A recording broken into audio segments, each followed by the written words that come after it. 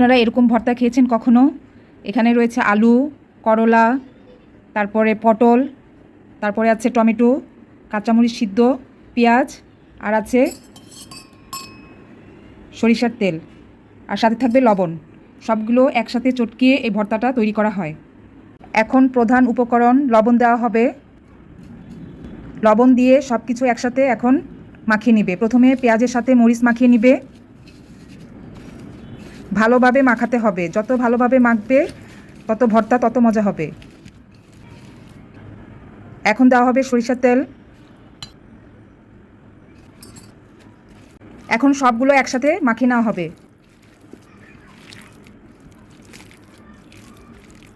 তো যত ভালোভাবে মাখানো হবে খেতে তত ভালো মজা হবে। আমি খেয়ে দেখছি কেমন হয়েছে। মাশাআল্লাহ, খুব ভালো হয়েছে। আপনারাও বাড়িতে এভাবে বানিয়ে ফেলতে পারেন মজাদার এই ভর্তা।